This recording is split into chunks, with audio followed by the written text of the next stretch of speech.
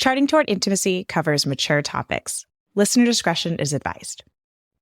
Charting Toward Intimacy covers mature topics. Listener discretion is advised. If you could go back and change some things from your wedding night, what would they be? Welcome to Charting Toward Intimacy, the sex and intimacy podcast for Catholic women.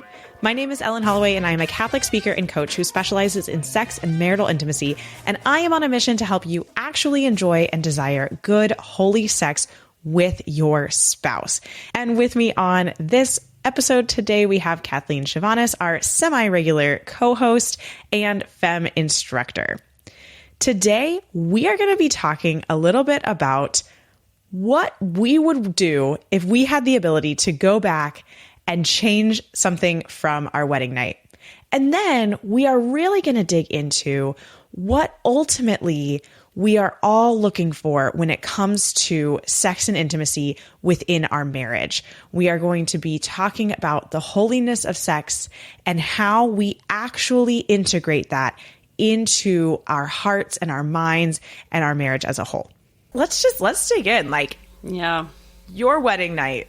Let's talk about what was the number one thing that you're just like, man, if I could have a do-over, if I could just change one thing, what would it be, Kathleen?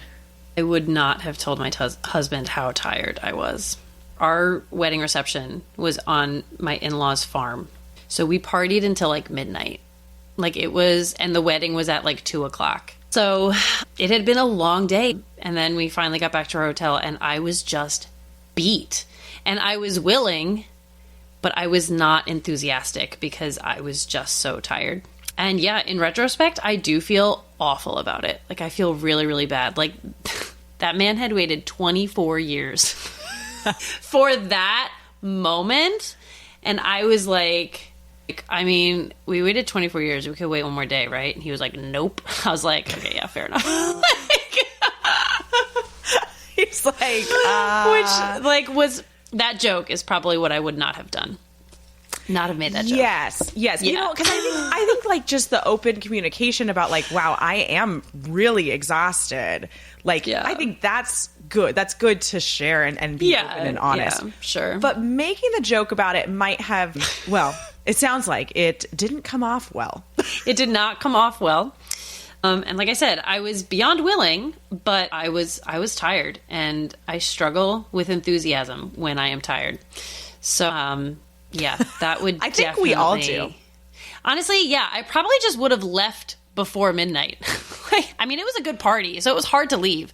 But I probably would have been like, hey, we got to be out of here by like 10 o'clock, right? 9 Can o'clock, I just say that, like, you know, consummating the marriage is the reason why traditionally, like, the new husband and wife, they leave the part, like, and I'm talking about, you know, back in the, you know, 1800s kind of a thing, like a traditional wedding, they would have left the party, like, right after church. The party wasn't for the bride and groom. Like, the bride and groom, like, or like the bride's parents set up a dinner to like thank everybody for coming, but the bride and groom didn't go. Like, that's so interesting. They went to their honeymoon. Like, they left from church. Like, I think it's in Anne of Green Gables that happens. And that was the first time that I had like learned that. That is so interesting. Yeah, you know what? If you're listening to this and like you're coming up on your wedding, like maybe think about that. Like maybe you should leave the party early so that you have energy, because this is arguably 10 million times more important than the party is. Yeah, I'll tell you honestly. Sex. So we just the other weekend had our friends got married, and their wedding was at 11 o'clock, and the reception went until 4, and then it was done. Like everything was done. And I was like, wow, there is something to that. Yeah, it was Let's great. Bring that back. And it was like it was in a church basement, which was a very nice church basement. It wasn't just like a dingy hall. It was very nice. But so everyone just went right from mass down to the basement for the party, and everything was done by 4. And I was like, wow, that's not a bad idea. Yeah.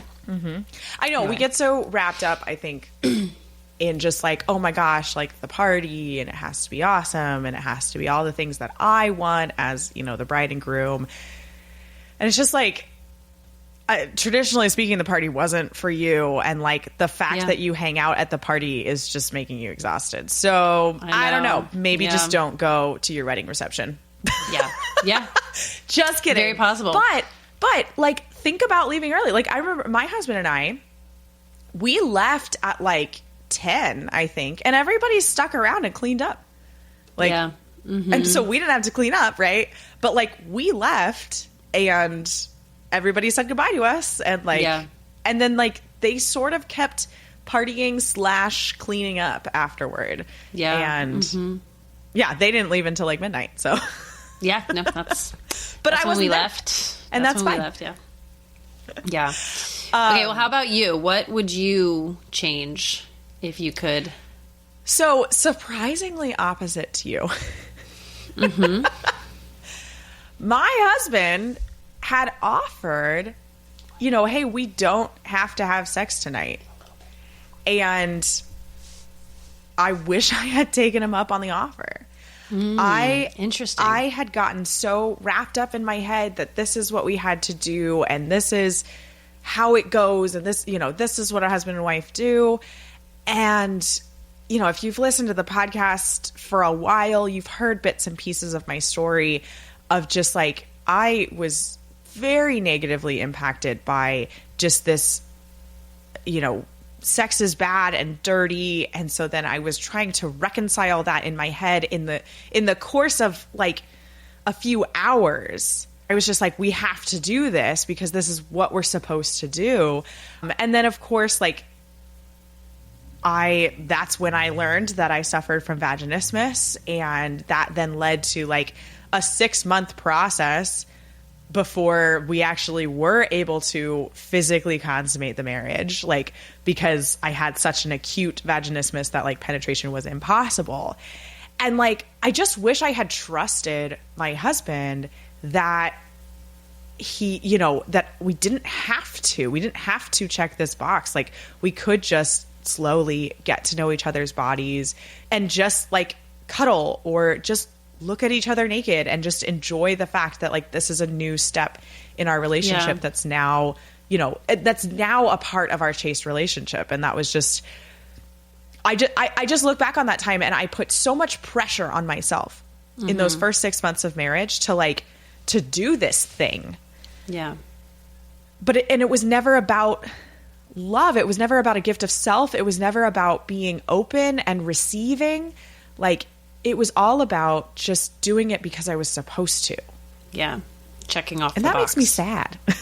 Yeah. I think honestly that a lot of women can relate to that. Because I will say, and I honestly, like, I had a lot of introspection happening last week for me. And one of the things that I was really like reflecting on is that, like, it's hilarious because I talk about sex like everywhere, right? Like sex from a Catholic perspective. I talk about it here. I talk about it in vocation talks in my diocese, right? Like, I talk about it at marriage prep with, like, you know, with the NFP talk. Like, I talk about it when I'm like seeing clients. Like, I talk about it freaking everywhere. But still, I had this realization that I struggle to see sex in my own marriage and relationship as holy and as a gift, and not just as something that we're supposed to do. And like, I know all of these things, right? Like, I know them and I believe them, but my heart doesn't understand them. Like, that's what I had to realize the other day, that it does often feel like, okay, check it off. Like, are we using all of our available days? Or like, are we doing it enough? You know what I mean? Like, check, check, check. And not this like deep understanding in my heart of like the meaning of it all. Even though my brain knows the meaning, like my mind knows the meaning, but my heart doesn't understand it. Yeah. And that's the Christian journey. Yeah. Is taking knowledge of God, taking knowledge of our faith, and moving it from our head to our heart, to it actually transforming us, right? Like, you know, we think about what's popping into my head is like the transfiguration, which is a very extreme example. Yeah. But I was trying to think of something more simple, but that's what came to my head. So thanks, Holy Spirit.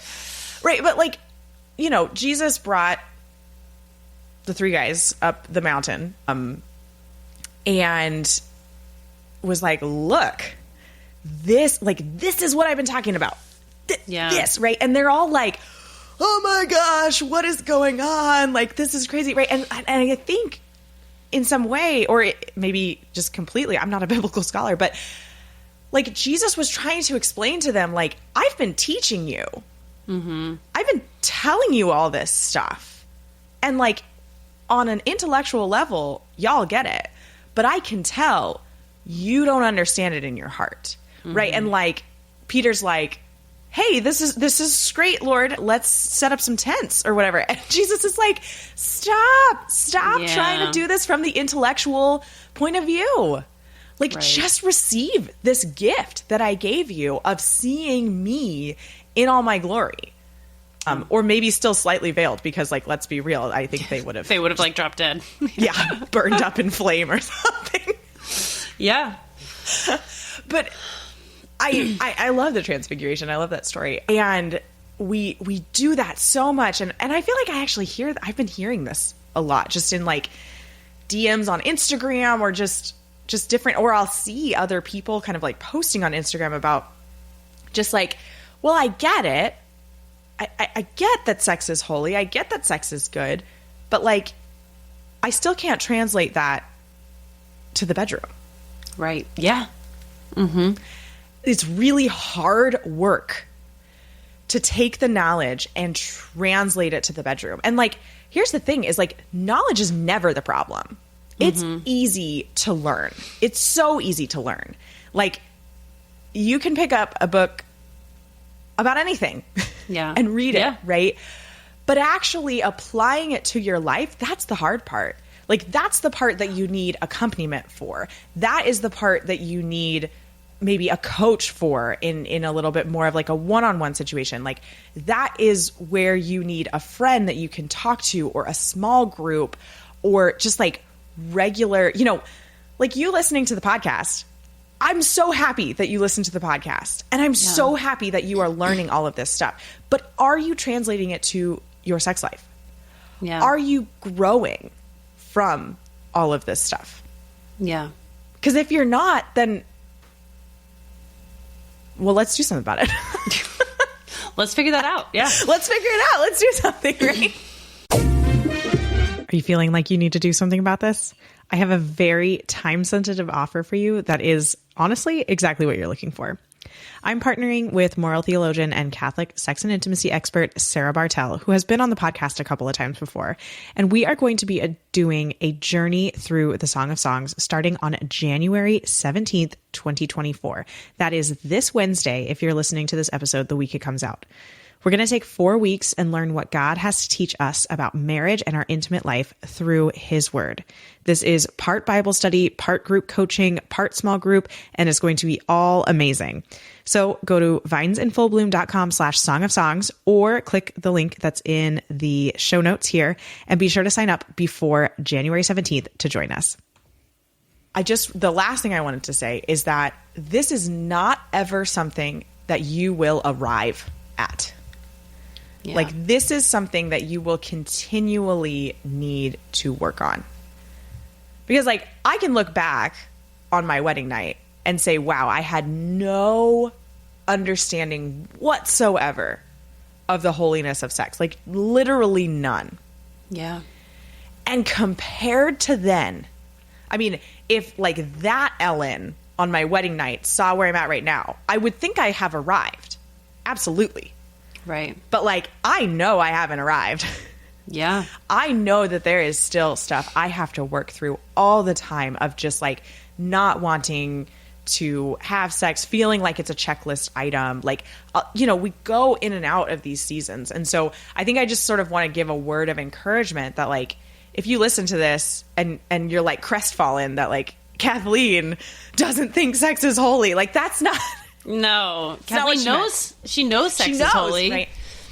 But like, she knows it. Yeah, we are all on this journey of taking this intellectual knowledge and getting it into our heart. And it's not even about like getting it into our heart. It's about opening up our heart to this beauty and this truth. And then like running with it.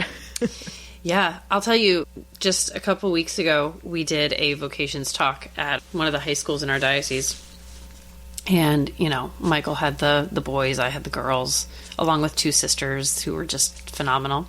It's awesome. It was great. But it was so funny because it came out, this all came out in the freshman class of all people. I feel like maybe the Holy Spirit needed someone in there to hear it. But the question came up, like, what do you wish you knew as a teenager, right? Like about marriage and all that's involved.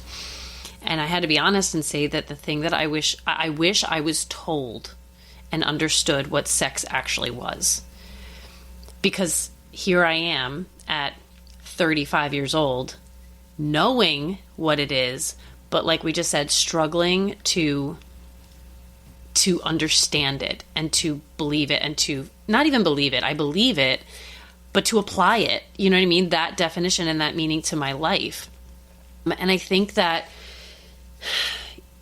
young couples, like just getting married, right? Like find themselves in that space a lot where it's just like maybe you've already been having sex, right? And like, it's just, it's this like urge, this desire, right? That just like needs to be quenched and satiated versus like this renewal of vows, this intense theological, like, I mean, thing, you know what I mean? It's weighty, it's powerful, it makes us like God in the sense that it co-creates, right? Like no one ever, I mean, how many chastity talks did I sit through as a teenager where it was like, don't do it because you give yourself away, right? Versus like, don't do it now because it is so good and powerful. Like it is, like if someone had told me that it was a representation of your marriage vows, then I would have understood like, oh, that makes sense that I shouldn't do it now. I don't have any vows to recommit to, right? Like that makes sense. It's just like how we talk about it to even like young people is just like, it has an effect in your vocation later on, you know, like it's just like teaching a child anything. Right? Like if you really want them to understand something, you need to teach it to them starting from day one, right? Like you need to teach them young so that they grow up and that understanding is instilled there, and then it can just continue to grow and blossom, right? Versus like trying to just keep them from doing something. You just give them some baloney because you're just trying to keep them from doing something. And then later on, they have to start understanding, oh, wait, that's why we were never allowed to do that, right? Like, I don't know. It ended up coming out, and these freshmen, I think, were kind of like all bug-eyed. They were just like, wait, how did we get into this conversation? Something that I like to say when I'm giving like a teen talk, like chastity talk. I hate calling it a chastity talk. I know. But sex isn't bad before marriage and good in marriage. That's not what it is. Sex is a good thing. Sex is a very, very good thing. Like it represents God. It represents the Trinity, and it also represents God's relationship with humanity. Yeah. So sex is not bad before marriage and good after marriage. Sex is holy.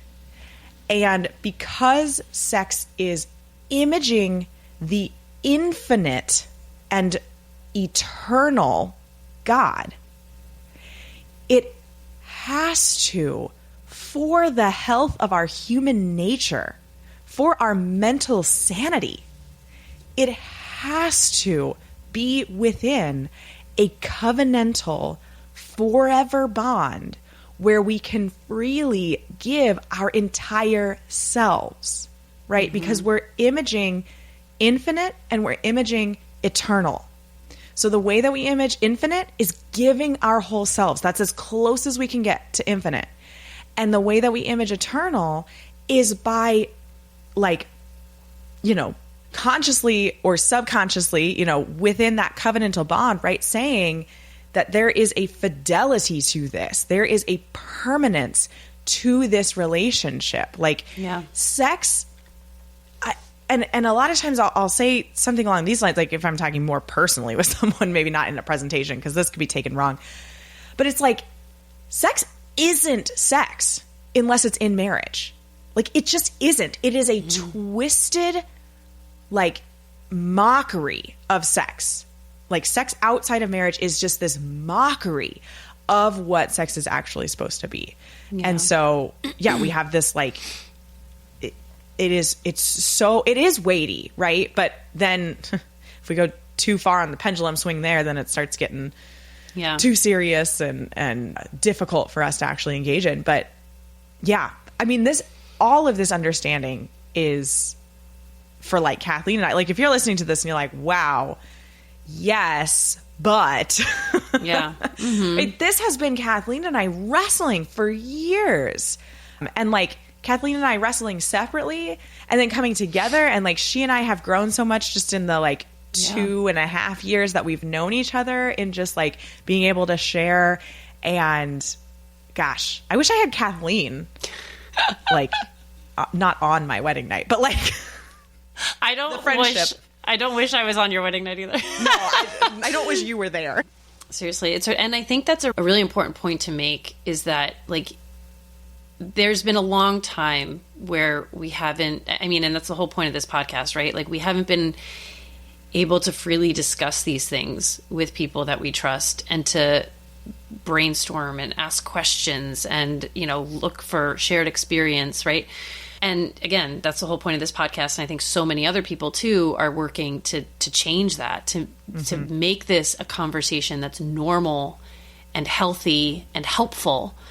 And so, you know, listening to the podcast is, like, awesome and great, and any other podcast that shares these things, but also, like, try to normalize this conversation amongst your friends and your peers who are in a similar stage, right? Like, you need community around this, like, which is funny because it's, like, such a personal and intimate thing, but you need that community. You need to share this with other people, so that, because it's not easy. It's a journey, right? It's a journey.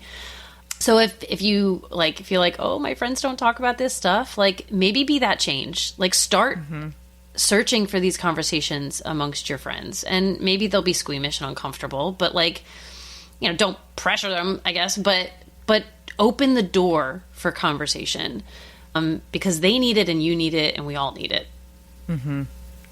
Yeah. I would like to ask, Ellen, if you could rate your wedding night out of 10 stars. Oh, what a great way to end this episode. Oh, man. Okay, I'm going to give it a solid 5, and let me explain why. Wow. I know. That seems kind of high, right? Compared to, like, what I said. Here's why I'm going to give it a solid 5. Is that, like, I would give it a 0 out of 10 on the whole, like, actually having sex thing. Because we didn't. Right, yeah.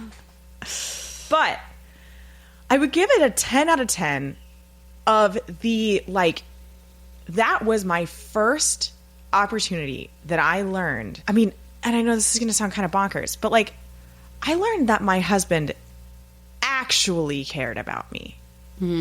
Like, really, really cared about me. And, like, that was the beginning of, like, a journey. And I know it's like, you just got married to the guy. Like, didn't you know that already? But it was just like, I think I got married to, like, I just, like, didn't understand. I didn't understand any of this. Like, by the grace of God, like, I learned about what I actually committed to, you know, a year or two into our marriage. But it's just like, I got this initial taste of, this is your partner who is going to stick with you through the crap and through the good. Yeah. And so that's why I would give it, like, a 5 out of 10, because it's, like, sort of these two polar opposites of, like, bad but really, really good too. Right. Yeah. What about you, Kathleen? Yeah, I'm gonna give it, like, a 4.5 out of 10. 4.5. But here's the thing, and my husband's going to listen to this, so he'd be like, excuse me, but it was a 4.5 out of 10 because of me, not because of him. That's what I would say. Mm-hmm. It wasn't anything that I didn't necessarily expect. I expected it to be uncomfortable. I didn't expect it to be like this mind-blowing, sort of like Hollywood movie experience.